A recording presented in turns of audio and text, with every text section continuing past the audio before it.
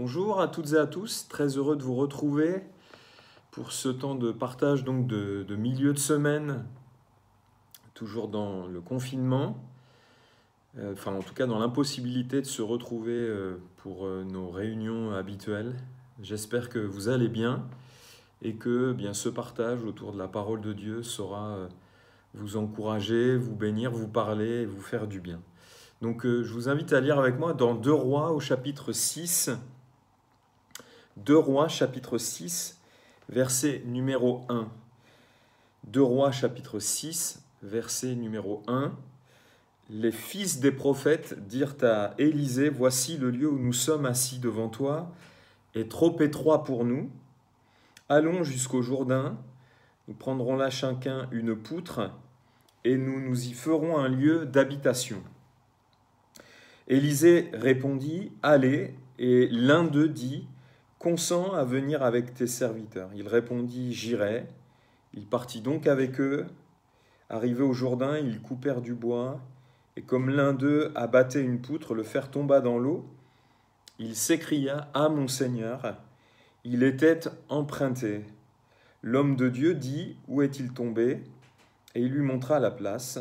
Alors Élisée coupa un morceau de bois, le jeta à la même place et fit surnager le fer. Puis il dit, « Enlève-le » et il avança la main et le prit. Amen.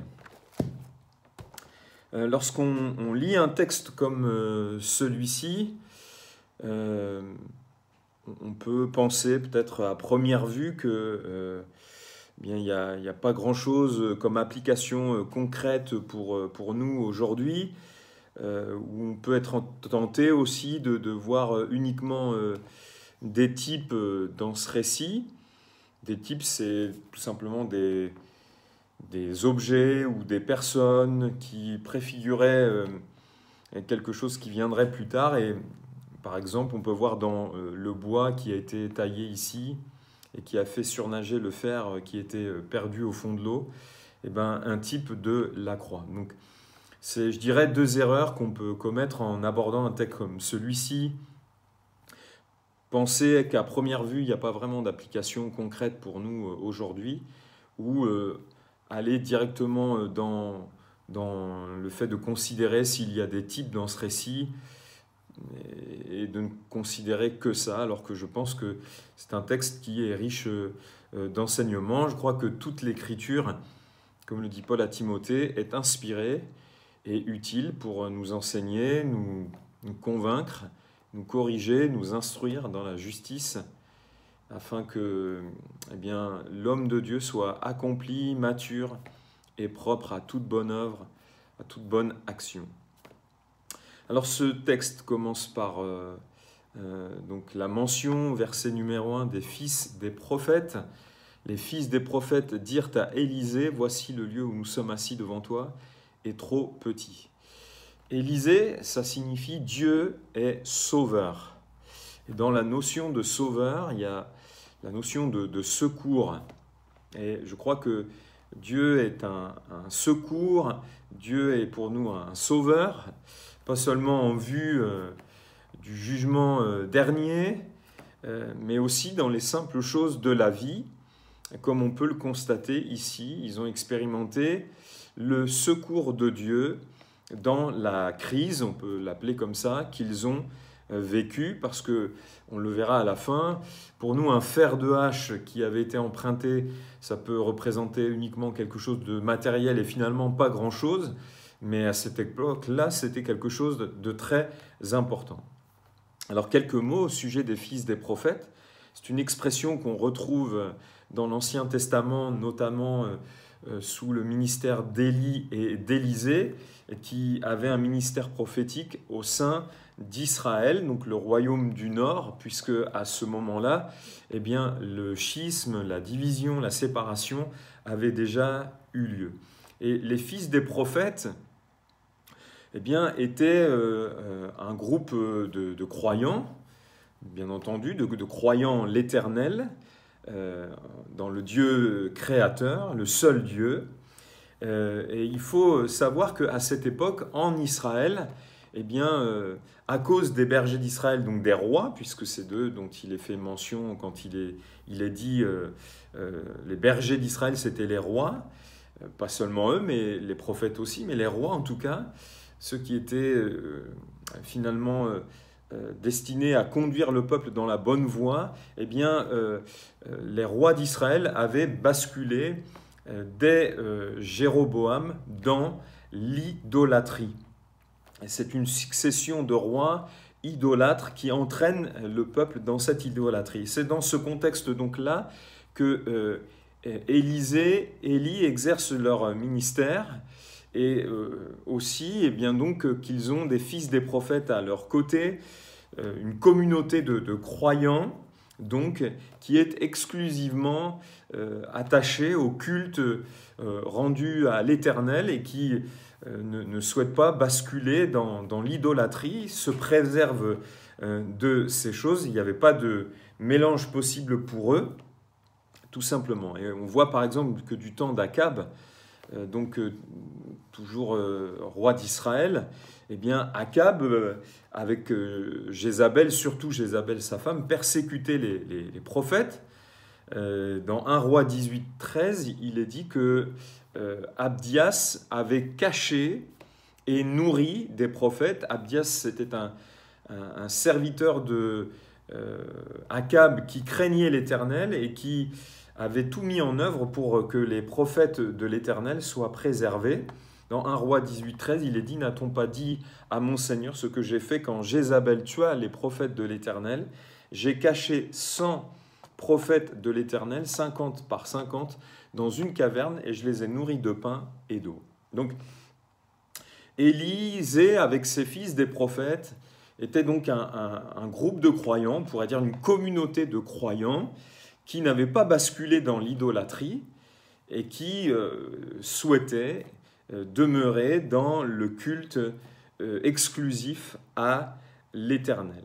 Puis c'est une communauté aussi qui quelque part forme des futurs prophètes, des futurs ministères. On pourrait dire que c'est l'école biblique de ce temps-là. On voit par exemple que Élisée était au service d'Élie.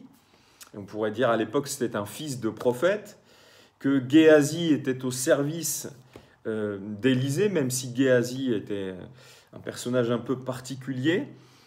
On pourrait dire de manière moderne qu'ils font de la formation, qu'ils font du discipulat au sein eh bien, de cette communauté composée du prophète et des fils des prophètes. Et puis on peut penser aussi que cette communauté de croyants, cette communauté de fils de prophètes, eh bien, il y avait des gens qui pouvaient aussi se joindre quelquefois. Et donc, par conséquent, cette communauté avait tendance à augmenter. Par exemple, dans 2 Rois au chapitre 4, verset 42, suite à ce qui s'était passé quand un fils des prophètes était allé ramasser des coloquintes, et que goûtant la soupe de coloquinte, ils diront la mort est dans le pot, ils mettront de la farine. Et il nous est dit juste après, dans 2 Rois 4, 42, qu'un homme arriva de Baal Shalisha, il apporta du pain, des prémices à l'homme de Dieu, 20 pains d'orge et des épis nouveaux dans son sac. Élisée dit, donne à ces gens et qu'ils mangent. Donc vraisemblablement, il y avait des gens qui se joignaient à cette communauté, à ce groupe de croyants, encore une fois, exclusivement attachés à l'Éternel, attachés au désir de lui rendre un culte à lui seul. Et à cause de ça, eh bien donc, ils étaient persécutés du temps, encore une fois, comme je le disais tout à l'heure, de Jézabel et d'Akab. Ils étaient persécutés, et ce qui faisait qu'ils avaient tendance à se rassembler. Et donc, ce que je viens de vous dire, l'ajout de ces personnes qui venaient se rajouter éventuellement à cette communauté faisait qu'elle grandissait. Et ce qui peut expliquer le verset numéro 1 qui dit que le lieu où ils se trouvaient devant Élisée, qui vraisemblablement les enseignait, eh bien, était devenu trop étroit. Et l'ajout de personnes contribuait eh bien, à ce que la communauté grandisse et se retrouve à l'étroit dans le lieu où Élisée eh bien, les enseignait. Pourquoi je dis cela? Parce que on pourrait penser aujourd'hui que la marche normale de la croissance d'une communauté de croyants est peut-être liée à des éléments extérieurs, ou en tout cas pas extérieurs, mais comme par exemple la louange, un super prédicateur. On pourrait penser à un super bâtiment, à des structures bien organisées. Alors c'est sûr que bien souvent, comme je le disais à un collègue pasteur l'autre jour, comme les grandes surfaces aujourd'hui eh bien, attirent beaucoup de monde au détriment des petits commerces, aujourd'hui vous avez des grandes structures, des grandes églises où tout est réglé, tout est organisé, où il y a une super louange, encore faut-il définir ce que c'est qu'une super louange, où il y a des super prédicateurs, en tout cas c'est ce qu'on entend souvent, eh bien, attire beaucoup de monde. Et des fois, malheureusement, ça se fait au détriment eh bien, de petites églises où il n'y a peut-être pas forcément beaucoup de compétences, beaucoup de moyens, où les gens sont là mais n'ont peut-être pas la vision de bâtir là où ils se trouvent. Et ça se fait au détriment de ces petites communautés. Mais ce que je voulais dire par là, c'est que là où on pourrait penser que c'était difficile pour cette communauté de fils de prophètes de grandir parce qu'ils étaient persécutés, parce qu'ils étaient confrontés aussi, à cause de l'isolement dans lequel ils se trouvaient, à la pauvreté. Ils étaient confrontés aussi à la disette, parce qu'à cause de l'idolâtrie ou de la famine, l'idolâtrie eh bien, contribue à ce qu'il y ait un jugement de Dieu qui s'abatte en Israël à bien des reprises au travers de la famine. On pourrait penser que c'était difficile pour cette communauté de croyants de grandir, mais on voit l'inverse ici. Des gens qui veulent se soustraire à l'idolâtrie ambiante, qui veulent s'attacher à Dieu, et une communauté donc qui grandit. Et c'est ce qui se passe dans le monde aujourd'hui. J'aimerais vous dire qu'il n'y a pas besoin forcément d'une super louange, d'un super bâtiment, de super structures, de super pasteurs pour que une communauté de croyants grandisse. Si vous allez par exemple dans deux pays dans le monde aujourd'hui où il y a peu de moyens, où il y a finalement des fois peu d'organisation, ou en tout cas il y a une organisation mais peu de moyens, où il y a, comment dirais-je, la persécution, pas des moyens considérables, mais on fait du discipulat où on voit des communautés, malgré l'opposition, grandir. Et il y a deux pays particulièrement dans le monde qui grandissent en termes de croyants, c'est l'Iran et l'Érythrée. Il y a des mouvements de l'esprit particuliers qui font que ces communautés de croyants persécutées, avec peu de moyens, eh bien, continuent de grandir. C'est Dieu qui fait vraiment croître ici. Et la croissance se manifeste sur vraiment une action, un mouvement de l'esprit dans le cœur des gens. Et gloire au Seigneur. Deuxièmement, verset 2, « Allons jusqu'au Jourdain, nous prendrons là chacun une poutre et nous y ferons un lieu d'habitation. » Élisée répondit, « Allez. » Donc à cause des circonstances, où ils sont trop à l'étroit, ils forment le projet de bâtir quelque chose de plus grand. Mais on voit que leur désir, dans leur projet, est d'avoir l'avis et le consentement du prophète Élisée. Et à cette époque-là, la voix du prophète, c'était la voix de Dieu, en fait. Et derrière le consentement, l'avis du prophète Élisée, c'était l'avis de Dieu, la voix de Dieu qu'il souhaitait entendre. Alors ils sont prêts à y aller, ils sont animés d'un esprit d'entreprise, mais ils n'iront finalement qu'après avoir entendu eh bien, ce que le prophète leur dira, allez. C'est dire à quel point eh bien, ils étaient dépendants de la voix de Dieu dans leur désir d'entreprise. Ça révèle leur humilité. Une des caractéristiques d'un croyant humble, c'est sa dépendance envers Dieu, le fait qu'ils ne se confient pas seulement dans leurs projets, dans leur désir d'entreprendre, mais aussi et surtout eh bien, en Dieu. L'approbation de Dieu sur leurs projets est importante pour eux. Verset 3, « Et l'un d'eux répondit, consent à venir avec nous. » Donc il demande l'approbation du prophète sur leur projet d'aller et de construire un lieu d'habitation plus grand au Jourdain. Le prophète leur dit aller, mais derrière ça, encore une fois, c'est Dieu qui le cherchait. Et puis il y en a un qui va dire, consent à venir avec nous. Et le prophète Élisée dira, j'irai. Donc plus que l'approbation, ils veulent aussi la présence de l'homme de Dieu avec eux. C'est la prière, le désir de l'un d'entre eux. Ça rappelle la demande de Moïse à l'Éternel, viens avec nous. Et ce verset dans Exode 33, 16. En effet, si tu ne nous accompagnes pas, comment pourra-t-on savoir que tu nous accordes ta faveur à ton peuple et à moi? Seule ta présence peut nous distinguer des autres peuples de la terre. Et ce que Moïse souhaitait, désirait, par-dessus tout, un petit peu comme ses fils de prophètes, c'était la présence de l'homme de Dieu, mais la présence de Dieu, en fait, avec eux, à leur côté. Et dans ce récit, il y a un enseignement pour nous, donc dans les différentes circonstances que nous avons à traverser lorsque nous formons des projets, et tout particulièrement pour des jeunes croyants, par exemple, quand il s'agit pour eux de fonder un foyer, de bâtir une maison, quelque part, entre guillemets, ou pour tout croyant de changer de travail, de déménager, de quitter une église pour aller vers une autre.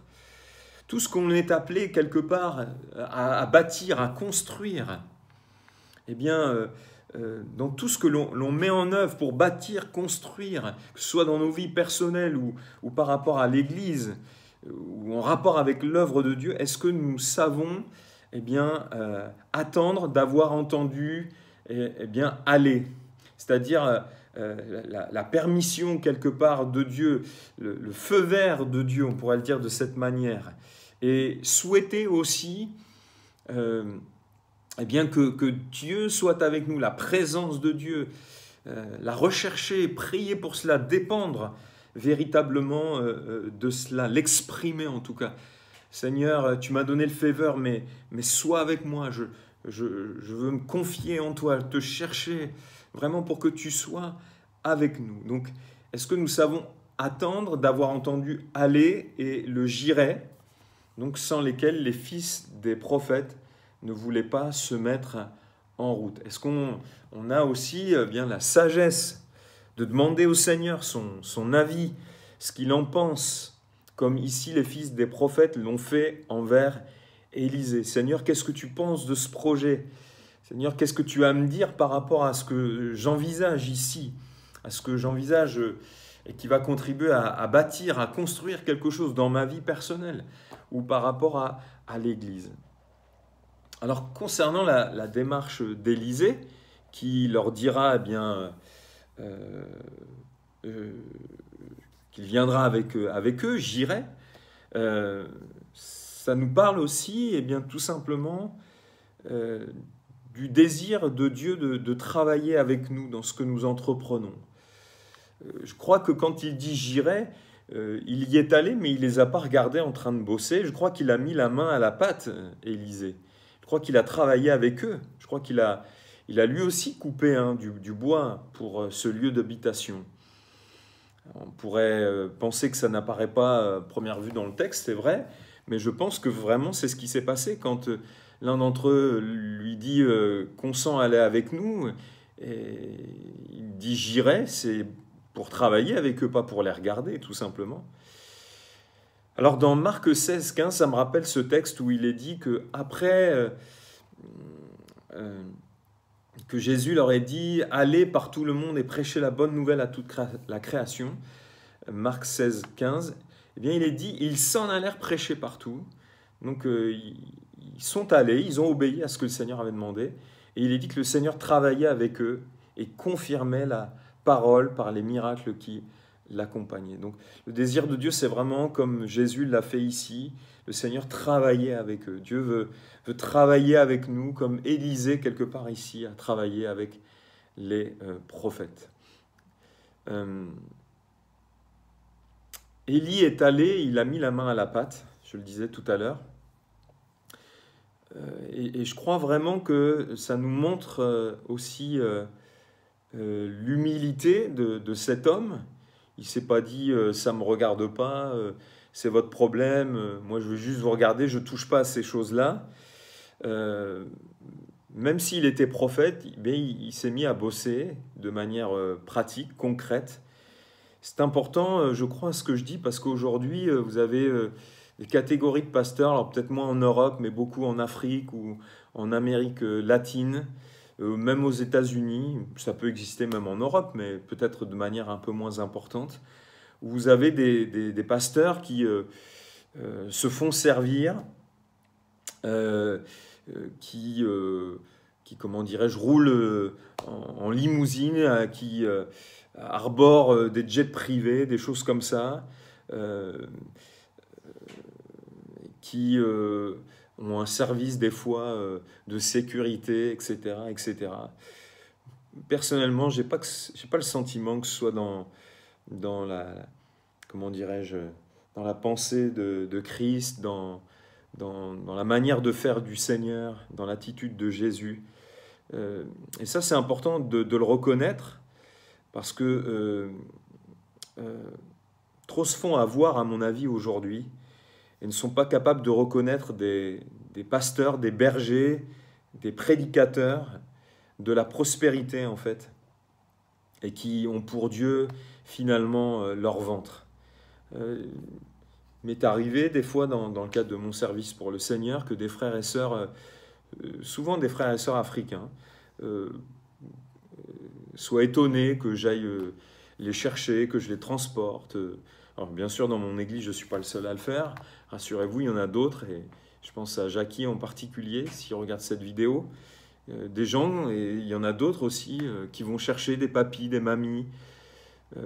Mais ça, c'est aussi le boulot, je crois, voilà, peut-être aussi des fois d'un pasteur, hein. Comme Élisée, il n'a pas dit, moi, ça ne me concerne pas, ça. Il est descendu, il est allé avec eux. Jésus a dit, je suis au milieu de vous comme celui qui sert.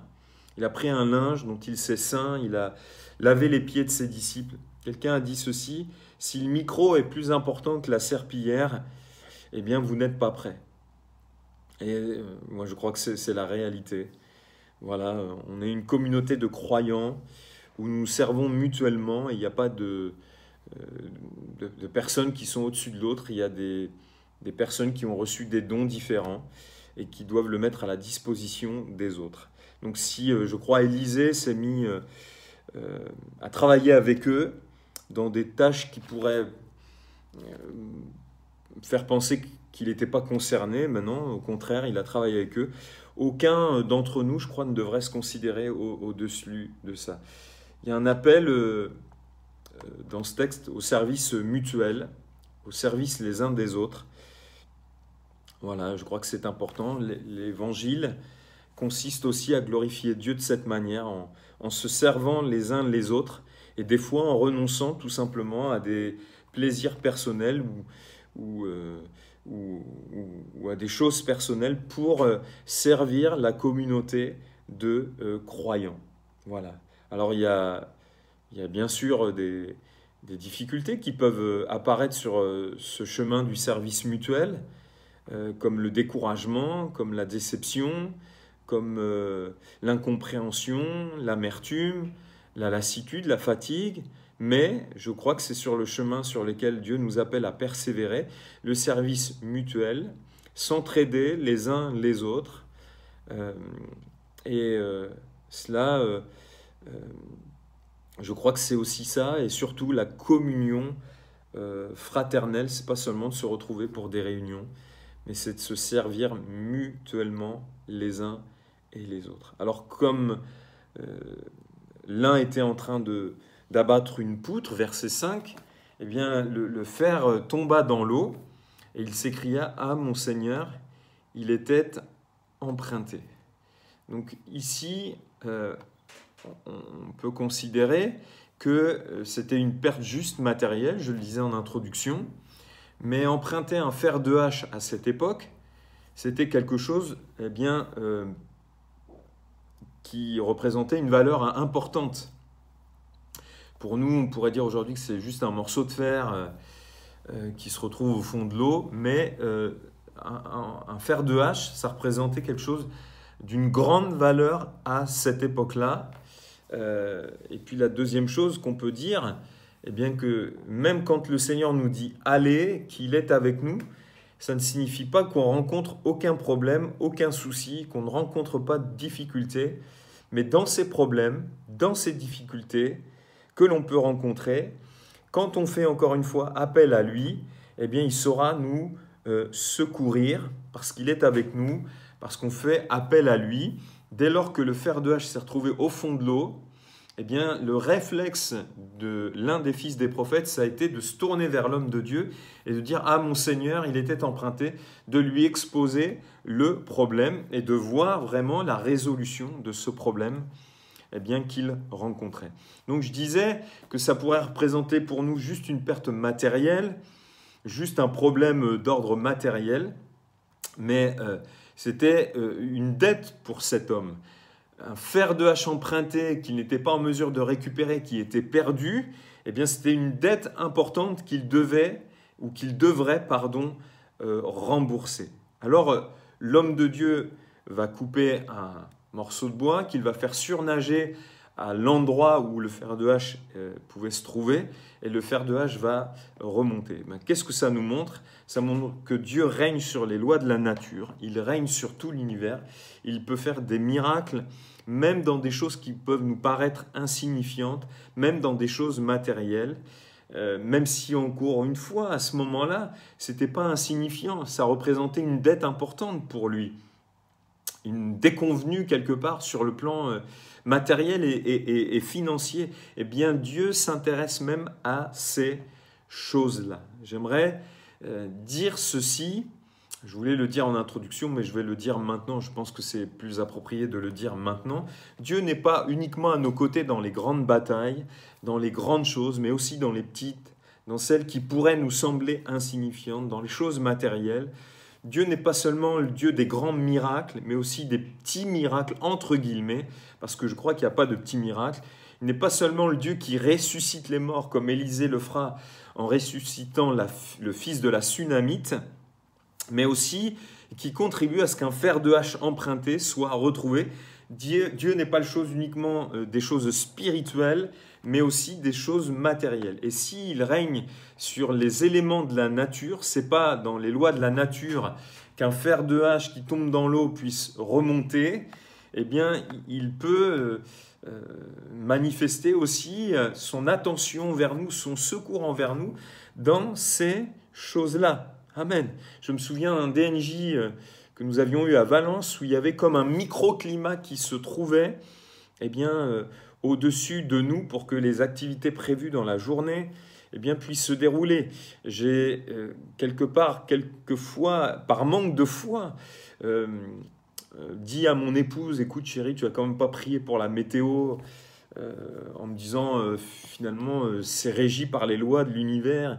Et Dieu, à ma grande surprise, m'a confondu quelquefois d'incrédulité, hein, en voyant vraiment bien la grâce de Dieu sur les événements organisés pour lesquels mon épouse, dans le cadre de sortie d'enfants, avait prié. Dieu est le Dieu de la place du parking. Peut-être que vous ne le croirez pas, mais pourtant c'est la réalité. Dieu est le Dieu de nos finances aussi et de nos problèmes financiers. Quand on les gère de la bonne manière, il sait intervenir. Il a su pourvoir matériellement dans la nourriture à Élie, dans un temps de famine, encore une fois, avec des corbeaux. Donc Dieu s'intéresse à des choses qui pourraient nous paraître insignifiantes. Dans toutes les circonstances qui peuvent nous paraître insignifiantes, eh bien, tournons-nous vers Dieu, faisons des expériences nouvelles avec lui dans la prière, en lui confiant ces choses. Dieu est le Dieu de nos soucis quotidiens et il faut apprendre tout simplement à lui confier. Il règne sur les lois de la nature. Donc je crois qu'il règne sur toutes choses, il règne sur l'univers. Toutes choses lui sont soumises. Il utilise les choses à son gré, il sait les soumettre selon son bon plaisir, selon sa bonne volonté. Et cette histoire nous montre que Dieu n'est pas seulement le Dieu des grands miracles, des résurrections, mais le Dieu aussi des choses matérielles. des choses qui pourraient nous paraître insignifiantes, même si, encore une fois, à cette époque-là, c'était vraiment pas insignifiant. Un fer de hache qui tombait dans l'eau et qui avait été emprunté à quelqu'un, c'était une dette et Dieu est intervenu, Dieu a posé sa main, Dieu a secouru cette communauté de croyants et ce fils de prophète en particulier, eh bien, dans la mésaventure qu'il rencontrait. Dieu est le Dieu qui peut réparer des pannes de voitures. Dieu est ce Dieu-là qui sait intervenir même dans les soucis matériels. Alors, confions-nous en lui, faisons-lui confiance, soyons dépendants de lui et dans toutes les choses que nous pouvons eh bien, rencontrer, les difficultés, apportons-lui le problème, parlons-lui de ce problème et expérimentons la faveur, la grâce de Dieu eh bien, dans les difficultés, dans les problèmes que nous pouvons rencontrer, dans lesquels il est prêt à se révéler, à intervenir. Que Dieu vous bénisse et que son nom, soit glorifié. Père, nous voulons vraiment te rendre grâce. C'est comme un père est attentif eh bien, aux réalités que peut vivre son enfant. Et eh bien, nous croyons que tu es attentif, non pas seulement à nos grands besoins, aux besoins spirituels, mais aussi aux réalités matérielles auxquelles nous sommes confrontés. Tu es le Dieu qui sait eh bien, intervenir, nous secourir, même dans ces choses-là. Et merci parce que eh bien, tu veilles sur nous, sur nos vies, sur notre marche quotidienne. Tu es auprès de nous, tu es attentif, Seigneur. Nous ne sommes pas seuls. Tu es un Père bienveillant auprès de nous, à côté de nous. Je prie pour les frères et sœurs qui peut-être n'osent pas te demander pour ces choses, pour des jeunes qui n'osent pas te demander pour des examens, des choses comme celle-là. Bien sûr, nous ne sommes pas appelés à te demander exclusivement pour ces choses, à nous confier en toi pour ce que tu es, pour notre vie spirituelle, mais aussi à nous confier en toi dans les choses qui pourraient nous paraître insignifiantes ou anodine, mais vraiment tu es là et tu es prêt toujours à nous secourir, à intervenir, à nous bénir, à nous faire du bien dans ces circonstances. Bénis ces frères et sœurs. Bénis-nous, Seigneur, que nous soyons vraiment dépendants de toi en toutes choses, en toutes circonstances, comme ces fils de prophètes. Amen.